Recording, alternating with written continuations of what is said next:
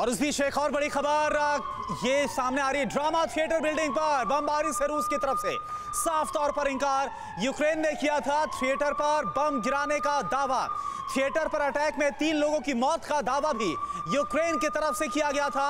हमले से बचने के लिए कई बच्चे थिएटर में मौजूद थे और यहां पर हमले का दावा किया गया था यूक्रेन की तरफ से।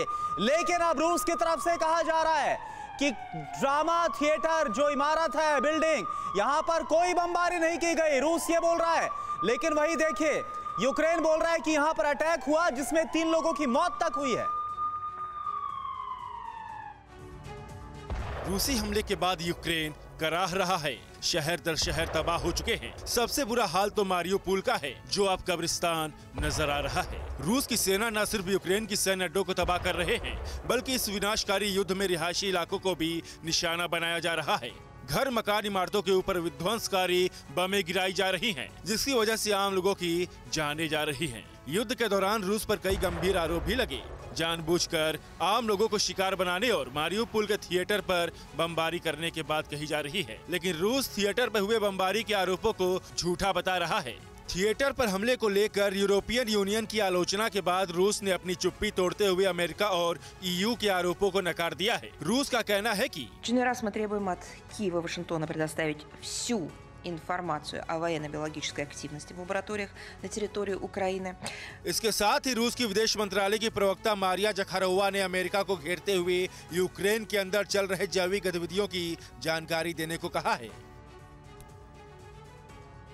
और इस बीच रूस यूक्रेन जंग पर ब्रिटेन की तरफ से बहुत बड़ी वार्निंग सामने आई है, चेतावनी दी गई है। केमिकल वेपन का इस्तेमाल कर सकते हैं व्लादिमीर पुतिन, ये कह रहा है ब्रिटेन। देखिए इस तरह के आरोप पहले अमेरिका की तरफ से लगाए गए और अब ब्रिटेन भी हाँ में हाँ मिलाते हुए यही बड़ा आरोप रूस के ऊपर लगा रहा है और कह रहा है कि इस जंग में आने वाले वक्त में केमिकल वेपन का इस्तेमाल हो सकता है रशिया की तरफ से।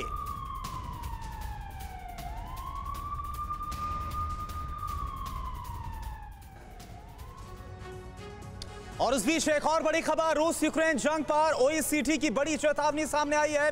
दुनिया में कारोबारी सप्लाई चेन प्रभावित होने की संभावना, सप्लाई चेन पर असर पड़ने से दुनिया में महंगाई बढ़ सकती है। OECD की तरफ से बहुत बड़ी चेतावनी है। दरअसल ये आर्थिक सहयोग और विकास संगठन है OECD, जिसकी तरफ से बताया गया है। देखिए 23 दिन हो गए रूस और यूक्रेन के इस वॉर में और हम देख रहे हैं कि किस तरह से जो एयर ट्रैफिक मूवमेंट है वो यूक्रेन और आसपास पूरी तरह से बंद किया गया है।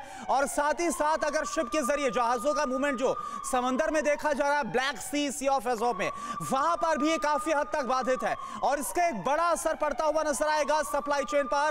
OECD की तरफ से ये पूरी दुनिया के सामने भयंकर संकट को लेकर बड़ी चेतावनी।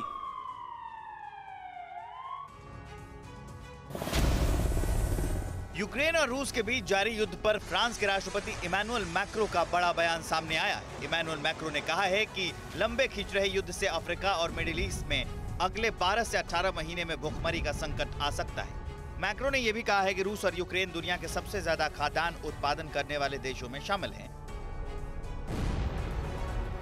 उधर आर्थिक सहयोग और विकास संगठन ने भी जंग की वजह से कारोबारी सप्लाई चेन बाधित होने की आशंका जताई है, जिससे दुनिया में महंगाई बढ़ सकती है। उधर विश्व स्वास्थ्य संगठन ने संयुक्त राष्ट्र सुरक्षा परिषद से बड़ी अपील की है।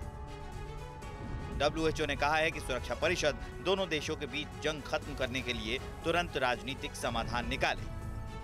WHO ने कहा है कि दुनिया को बचाने के लिए अभी युद्ध विराम ही एकमात्र जीवन रक्षक दवाई है। WHO ने यूक्रेन में अस्पतालों और स्वास्थ्य कर्मियों को निशाना बनाने की भी निंदा की है। विश्व स्वास्थ्य संगठन ने यूक्रेन के साथ अफगानिस्तान और सीरिया में भी जरूरतमंदों की मदद के लिए ज्यादा से ज्यादा फंड डोनेट करने की अपील की है। परवाह देश की, सोमवार से शुक्रवार रात 10 बजे TV9 भारतवर्ष पर।